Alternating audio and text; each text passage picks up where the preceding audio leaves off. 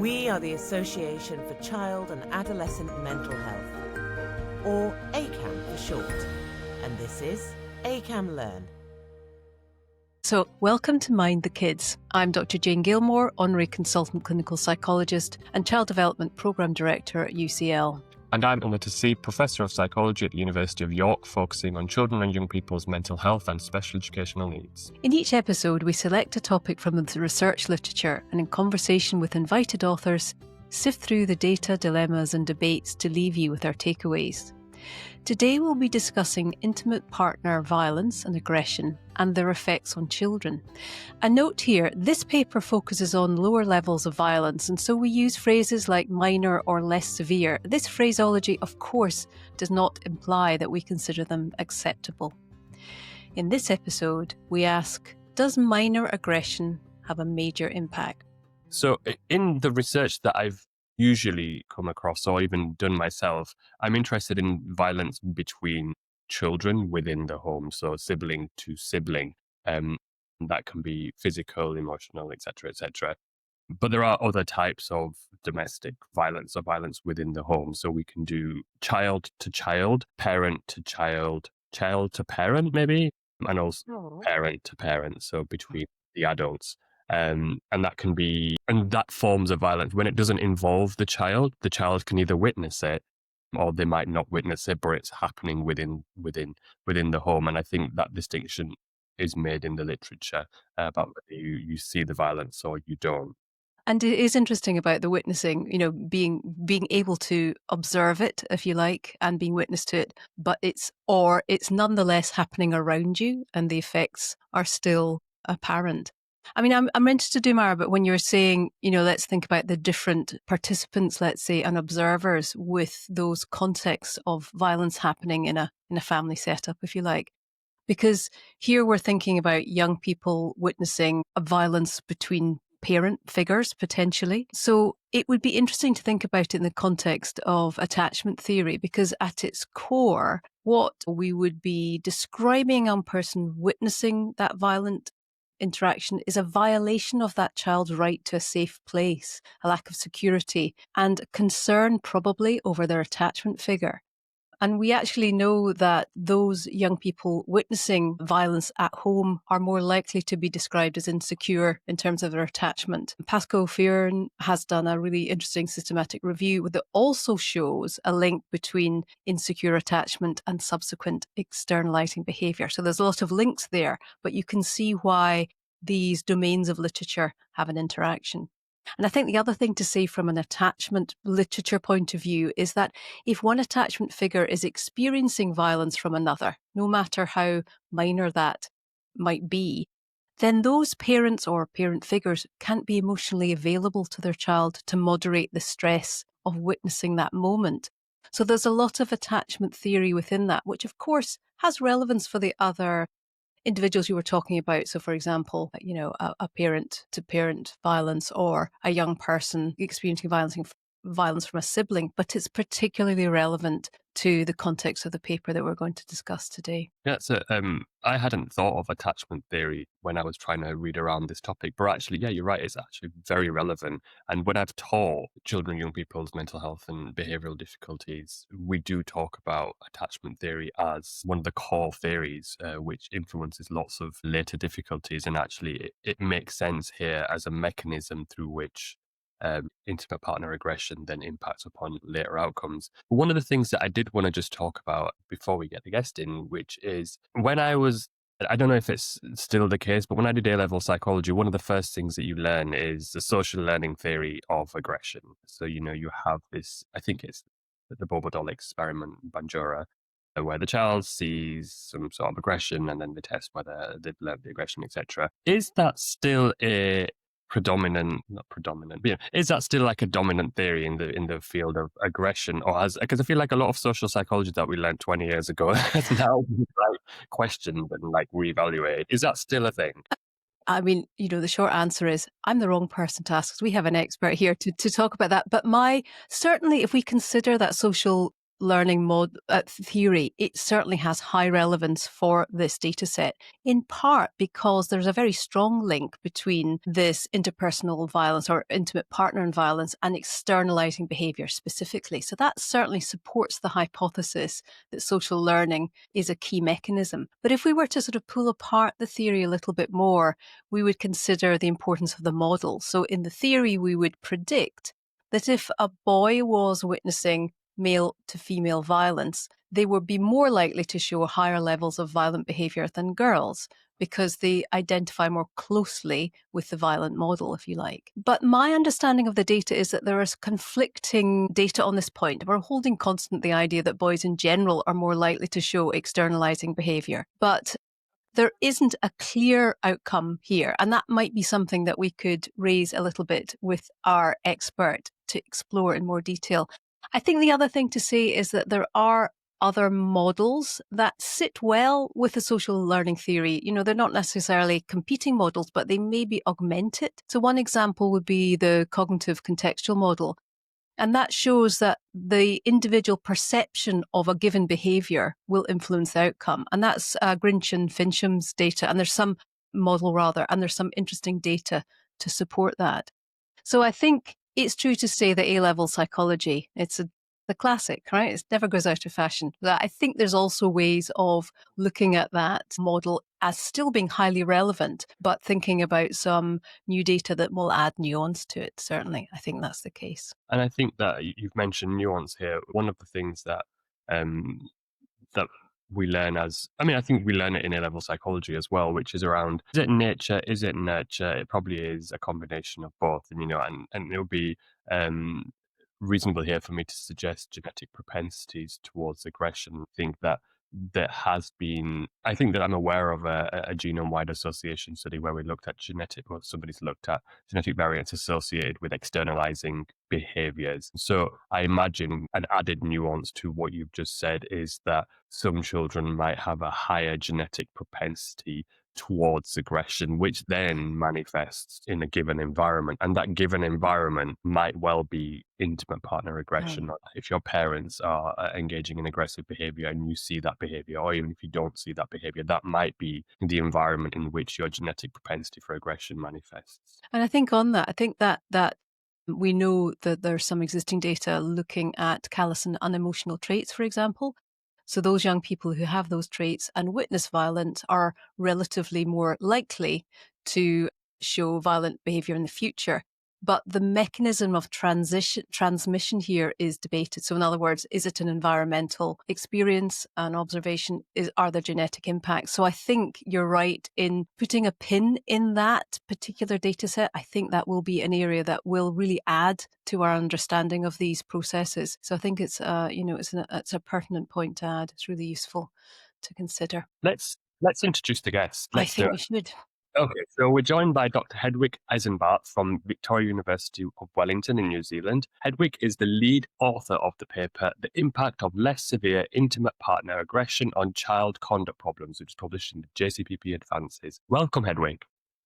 Thank you so much for having me. This is amazing, and I'm looking forward to talking with you. Thank you. So you've heard our little chat and our musings and hypotheses and what we think is going on. So based on what we've described in terms of our understanding of what intimate partner aggression is, can you tell us about what you mean by intimate partner aggression in the context of the conversation that we're going to have? Yeah, I think that's a really important point to kind of define the space. And intimate partner violence is the word the concept has been used predominantly in the literature, also in terms of outcomes for those experiencing that. And that is usually oftentimes really related mainly to violence more literally, and that would be sexual harm or physical harm. Intimate partner aggression would encompass beyond that. So it encompasses both physical harm, sexual harm, but also what sometimes is called psychological harm. So anything that has to do with threats and that is not leading directly to a physical harm, but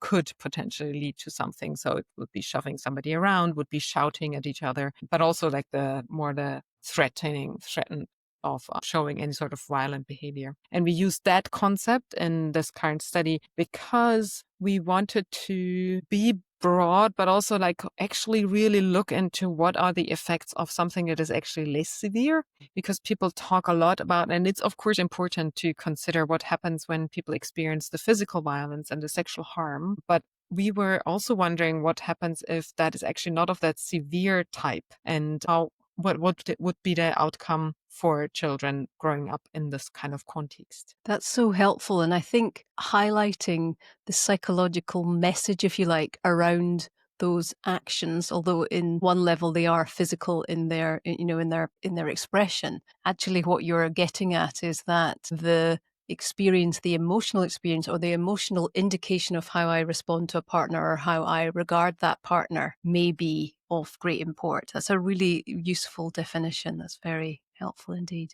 Can you outline a little bit, in broad terms, the links between IPA and child outcome? Yeah.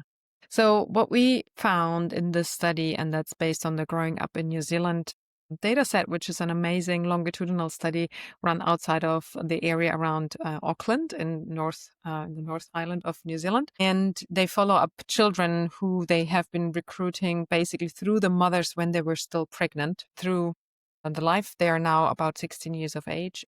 And we selected a subsample of them, and the ones where they had a reported partner at the time of pregnancy plus the first 9 months. And what we found there is that this intimate partner aggression that is reported by the mother during pregnancy and up until the first 9 months of the age of the child had a positive impact in terms of it had led to an increase of child problems, conduct problems at a later age. So the child at age 4.5 and 8, while the partner reported intimate partner aggression, they get the same questions, and it's also not directional, those questions. That was linked only with conduct problems in the child in early childhood, so 2 years of age, but not later on. Interesting. Yeah, there's a lot to think about.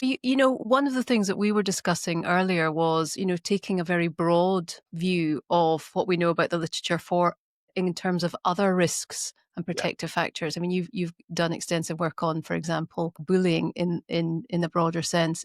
But Hedwig, I'm wondering if there is, could you take us a tour around the literature about some other risk and protective factors that we might cue into, thinking potentially about mental health and parental style and so on? Can I supplement that question? Yes, you can. A slight bit to it, which is, to what extent is the measure of intimate partner aggression just a proxy for the rest of the home environment? Like, as in, like, is what you're measuring intimate partner aggression, but actually it's just telling us a lot about what's happening in that home in general? Yeah, I think this is a really good point. I mean, apart from that, we always need to stick with what these data and results are based on. So basically, this is mothers during pregnancy reporting on how they're interacting with their partner, and the partner the same. And this might definitely only reflect a broader picture of a context that they are living in. And so the strain that they experience that might be reflected then in intimate partner aggression might come from different other sources. So there might be financial strains, there might be health strains, there might be other issues that people are facing that actually look then, or that they also are apparent in this intimate partner aggression that they report. So I do also think that we cannot never say like this is in isolation only one thing that we're measuring there. And this brings us to the other risk and protective factors. We know a lot more about risk factors, unfortunately, and risk factor and protective factors are not only like the absence of risk factors, right? So, but the risk factors that we know about for conduct problems, or as you mentioned earlier, oftentimes referred to as externalizing behavior in young people, are a lot related to parenting behavior. There is a little bit of genetics involved, as Umar, you pointed out earlier, but parenting behavior in terms of harsh parenting, inconsistent parenting, and the lack of warmth, maternal warmth specifically. And other variables are then linked to the person themselves. So things like cognitive abilities that are most likely not driven by this context, but potentially also more genetically driven. And So these kind of factors play a strong role for the outcome. Plus, there might be some biologically driven factors. And so this brings us back to the question of how do we think, what is the mechanism? Why is that observing or being in the context? Because we don't know if the children were present when this happened, what the mothers reported and the partners. And actually, it's quite interesting that it seems to not matter hugely. That's like the children don't need to be in the same room. It's the context again. And that's why it's kind of seems to be almost like a proxy measure of that context that they grow up in. Plus, the first part of the data set, this were pregnant mothers. I mean, you could say, well, there's some voice that you can hear. You can hear a raised voice, but there is something going on in the mother that is potentially linked to stress. So this, in this moment of experiencing that aggression, not only them experiencing themselves, but also them being aggressive. Again, we don't actually know because it can be both ways. And that's also quite important. So there is something going on that creates a state that will have an impact. And we do know that, for example, also components within the mother in terms of traits and low, like stress reactivity, for example, will have an impact on later externalizing.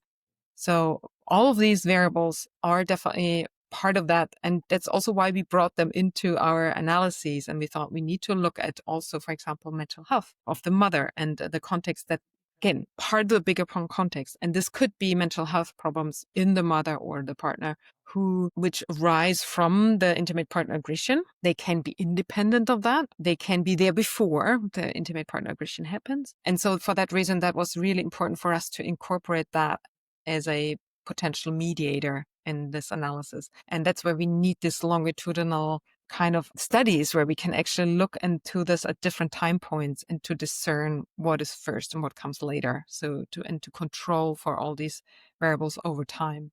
So I want to just unpack something where in your paper, you talk about less severe or not as severe intimate partner aggression. And then you discuss that in the introduction where you give some context.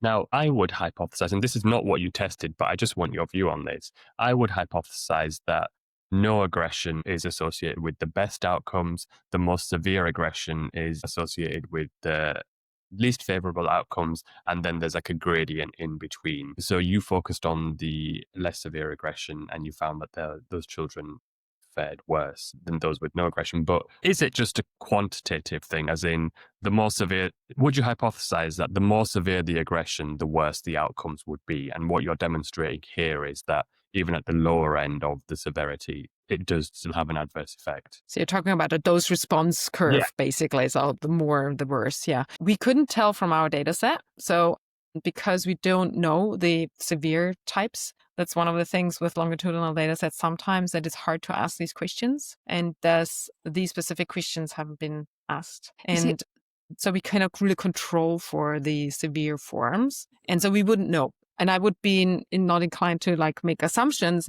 And I can just say like it has an impact. It has also an impact, but we can't compare it. And we need to keep that also because we're in a different context. So much of the research of this type has been happening in different cultural other contexts. So I wouldn't want to really say of course that's the same just because the effect size is the same or something like that. So I wouldn't want to do that. And I appreciate, and as an expert ever would say, I'm not prepared to make assumptions. This is an empirical question. I also wonder if there might not simply be, we don't know the question about dose effect, but would sort of coming back to these competing theories or complementary theories we were discussing at the beginning, would there be individual differences, whether that's the age of the child? If I'm in my teenage brain phase of life, my brain is particularly receptive to environmental experiences. Might the experience of witnessing or that aggression being around me have potentially greater impact than potentially at another stage of my development? Or, are there genetic vulnerabilities in the way I process information that mean I experience that at a greater intensity, holding constant the degree of severity of the violence? I think, and I totally applaud your caution in making assumptions, but it's a very interesting set of hypotheses to explore as another step. And your data set is so valuable in just raising the question, that less severe forms of aggression have significant impact. So let's think about why. Yeah, I just want to also link in this. I'm very grateful that I'm able to work with the data set, which is collected by a set of researchers that I'm just associated with. I'm also not part of the owner. I don't own that data set, but I was really, really lucky to be able to work with it. It is special. It will allow us to ask those questions, though, because I do agree that this is will be really important to look into what happens over time and when does it matter most or more or less. And coming back to your initial ideas or thoughts around the theories that might play a role here, and I do strongly think that attachment theory is definitely one theory that we need to think of. And we do know that retrospectively, so when we ask adult people about their attachment experiences, and it can be debated if that's the right way to do this research, that there's a strong link, between attachment and externalizing in adult people. And so this is definitely playing a role. On the other hand side, and talking about the biological underpinnings, some of these traits or some of the behaviors are set or are put in motion really early on. And then there is an interplay of different variables that make it also protective variables. And we need to understand those better, that might actually be reducing the chances that they are getting carried out, or as it's called, they're sleeping or something like that. And we do know from some nice longitudinal work in other parts of the world that some children would show behavioral problems. They would show also these colors and emotional traits that you were referring to, but then they don't show that later on. They fade. And some things are there that can contribute to that. And so when we come back to this protective idea, some sort of parenting and parenting help might actually be quite helpful, but it's never going to be the only thing. There might be different other variables as well. So I don't think we fully understand that yet. At least I think so. But it will be really, really key to discern a little bit. I mean, we always want to reduce harm and this intimate partner aggression anyways. It's not good for any of the three of the parties, right? So there's a no-brainer to just say let's reduce it. But as you point out, one of time points in the development where it's much more important to really make sure that the child has protection. That will be quite key. And just out of from a police point of view, from really the prosecutor's point of view, what they say oftentimes is that this is forgotten. So they show up at the doorstep when they get a call for domestic violence, and they take care of whatever's happening there. And it's forgotten that there's this child sitting in another room in the corner. And that's the thing that I think even this is the probably severe cases that get where the call happens. But this is where we need to get better with taking care of that super early, much earlier than we think, much earlier before we think that they can observe and see that and copy that behavior. That would be the social learning theory type of. So the messaging is not simply to the parents in terms of understanding that, or indeed to practitioners, but also other agencies that are involved in child protection and safeguarding. I think that's a really important point. Can I make an observation and then ask a question? I can go ahead and hypothesize about the developmental stage. So when in our work with sibling bullying, we find that sibling bullying, so violence between children in the home, decreases as they go into adolescence and as they grow older. And we explain that in terms of as children become adolescents, they spend more time away from the home. So they navigate towards friendships and peers and spend less time at home. So there's less opportunity for bullying between siblings. I would say that what you'd probably expect is that the effect of intimate partner aggression on the child is less severe in adolescence because they navigate away from the home. So even though there's a heightened time, I would think that maybe just because they're spending less time at home, the influence on their outcomes is less. So I would say it might be less of a problem, but still a problem. The other thing that I was going to ask you, the question that I was going to ask you was, we've talked a lot about intimate partner aggression, and I know that there's been a change in society in the last 10, 20 years in terms of violence against women and girls. And I suppose there's lots of questions here. So when we're talking about intimate partner aggression in the context of your study, do we have any indication of whether it's male to female? So is it from mum to dad predominantly, or do we have no indication of that? And then in terms of intimate partner aggression, how have these trends changed over the last decade or two? Like, is it more of a problem now? Is it less of a problem now? Do we not know? Great question. So we don't know in our data set which direction, which in some ways is sad, but also I think it's probably quite protective for the two of them answering the question. And for that reason, I think there's a little bit of like, oh, that's actually might be a good thing in this kind of context of asking people who are in a longitudinal study those questions. So we wouldn't know from our data set, and we just know it's between them. From the research side of view, there was a predominant focus on women and like being as the mothers being affected most times. And so the mother being, or the woman, if you want to stay gendered, being the perpetrator is actually something that has been considered only more recent, like sometime as well. But this is been, and it's been definitely also much more underreported by men to be subject to violence and aggression in the relationship than women would underreport. So there's underreporting overall, but the underreporting is even stronger for men, no matter in which type of relationship they are. And so that has strong impact on all the stats that we look at, really. And also we do know that there are cultural differences in reporting and help seeking for that type of experience. And so again, that's something that's just some in the mix that we need to kind of consider that. So it matters, how was that research done? How have people been asked? Was it completely anonymous? Did they show up somewhere? Were they asked on the phone? This kind of really is, I think, not easy to discern, really. I cannot speak to the development over time. The prevalence is high, if you want to say so. If like across the globe, if you look at the WHO statistics, for example, that they put together, it's a lifetime experience of prevalence of 24% approximately, and past year prevalence of 4%. And there are some countries that go way beyond that, and other countries that go way below that. It varies quite a lot across the globe as well. But I think we need to consider it high. In Europe, I think there was a paper that looked at specifically European countries, and that lifetime prevalence was, I think, 48%. So really, really high. And I think that there's some reflection. It's always this difficulty of there's a reflection of more reporting, more acknowledgement of this is what I experienced. This is what this means when I experience that,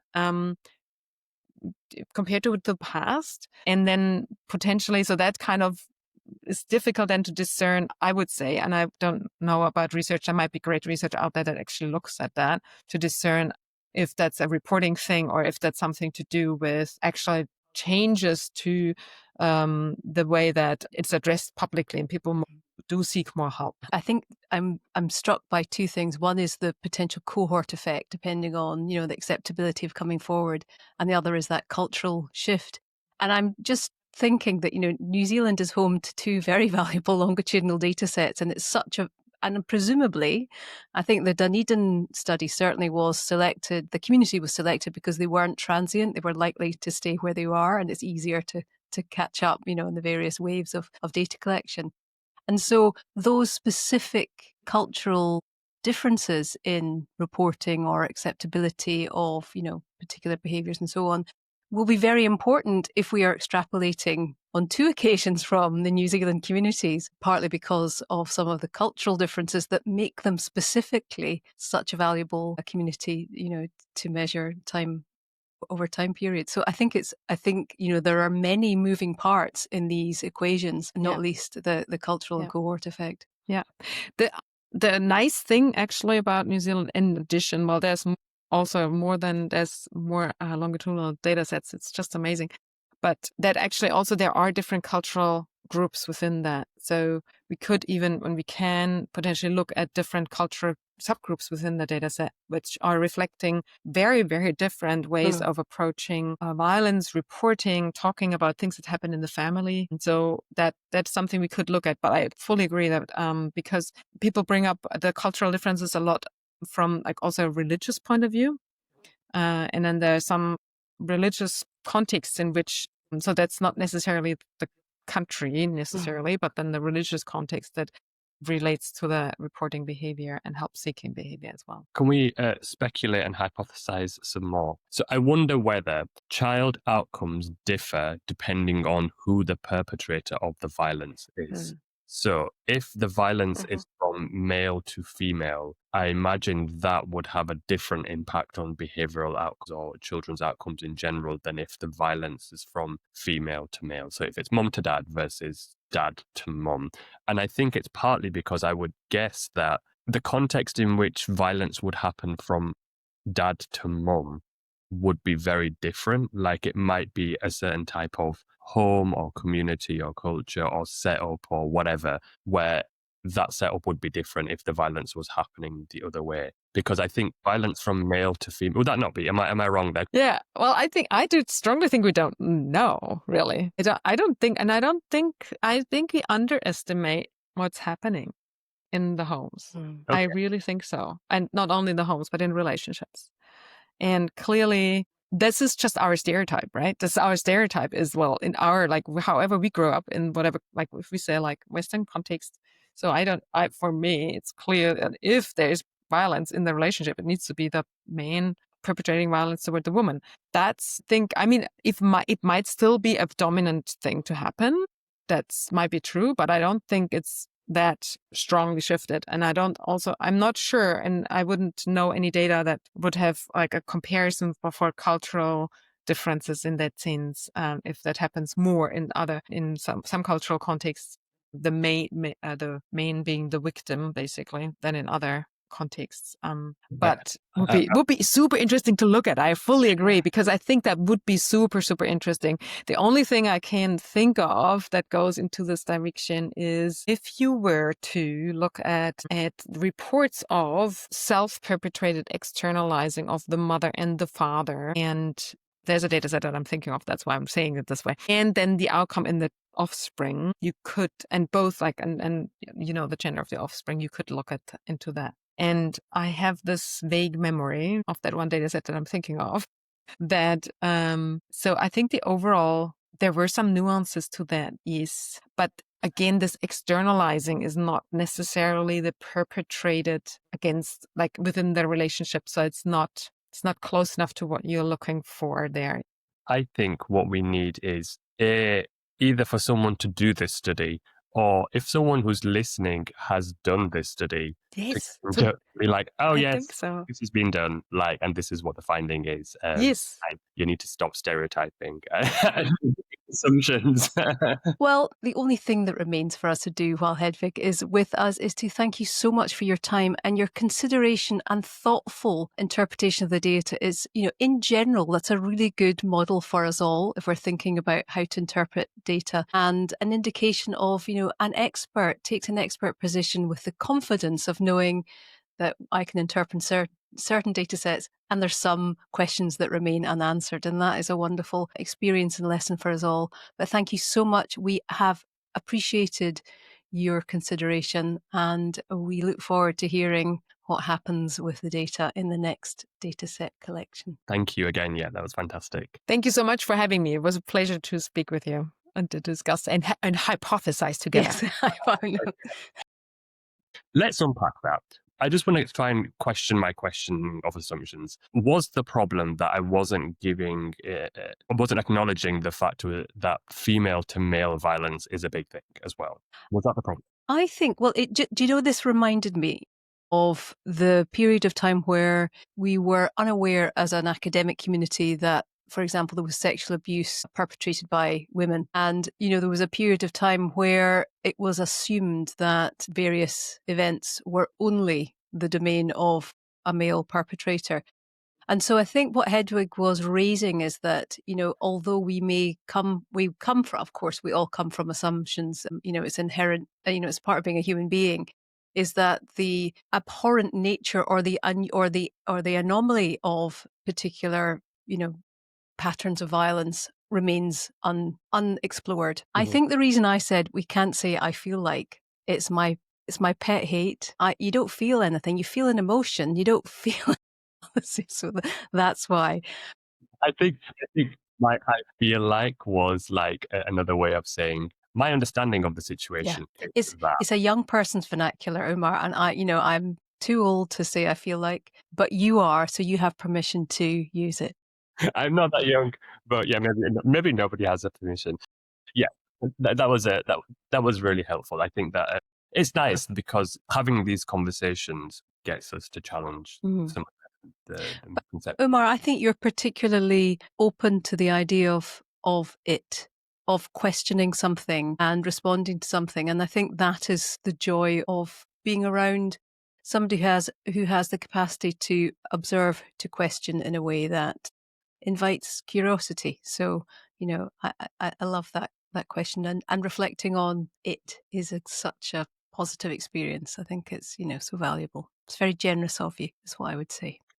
So should we do our takeaways for us? Yes. I just wanted to say two very quick things about the clinical implications, because I came across a really good review by Shonkoff, which is an overview of the literature looking at the long-term effects of being in a chronically stressful situation and the effects on the developing brain.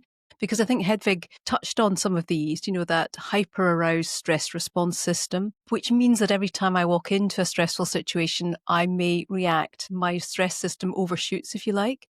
But there are also important impacts in terms of neurodevelopmental issues. So, for example, learning and memory and executive function are likely to be affected. Now, of course, executive function includes inhibition and emotional regulation. So if we think about those two functions in the context of expression of anger or conduct, they are particularly important for our discussion today. I think the second thing, just to say very briefly, is that there are evidence-based strategies for conduct disorder, and somewhat encouragingly, they are well placed to address some of the processes that we've discussed today. So depending on the age of the young person, parent training is indicated, cognitive reappraisal programs, so considering pro-social problem-solving strategies, and family therapy would be indicated. Now, all of those approaches will typically include psychoeducation about modelling behaviour, emotional regulation, consistency to parenting, and so on. They're highly relevant here, but perhaps our add-on for a clinical implication is that practitioners must underline the importance that any level of inappropriate or violent behaviour is likely to have an impact. And I think that additional messaging, I'm using air quotes here, so if you're watching the video, you'll know that I'm air quoting, but minor aggression or little shoves, in inverted commas, will have a major impact. And that messaging will be important in all levels of conduct disorder support because it will augment the message. What about takeaways? Umar, what would you say your academic takeaway might be? I think it's so we were having a discussion earlier about the environment within which intimate partner aggression takes place. And it made me reflect on some work that we did where we looked at the perpetrators of sibling bullying, the kids doing the bullying, and the impact on their mental health years later. And what we find, I think, from what I remember, was that if you were not involved in any bullying, you had the best mental health. But then if you're involved in bullying as a perpetrator or a victim, as in someone's bullying you or you're doing the bullying, you had poor mental health. And, it was a bit different, but actually you were disadvantaged either way. And a lot of our explanations for why the bullies have poor mental health were about the individual. So something about their characteristics or their personality or whatever. But actually, what I learned from this conversation is the reason why bullies might have poor mental health is because the context in which that bullying is happening and the impact that has on the communication and the interaction between different members of the family and the support that different members of the family can give each other. That support structure might then be broken down, and that might be why bullies also have poorer mental health compared to people who don't bully. So that's made me think differently about some of my own work and how we try and explain the finding that people who bully but aren't necessarily bullied themselves have poor mental health within the home. And I think that's a really important point, which is generalizable to other areas of investigation. It's really useful. From a clinical point of view, I think the takeaways are clearly these data raise the important idea that the emotional context of physical actions or implied aggression may well be at the heart of harmful transactions. So in other words, it's the social and emotional messages that go alongside aggression that are particularly pernicious.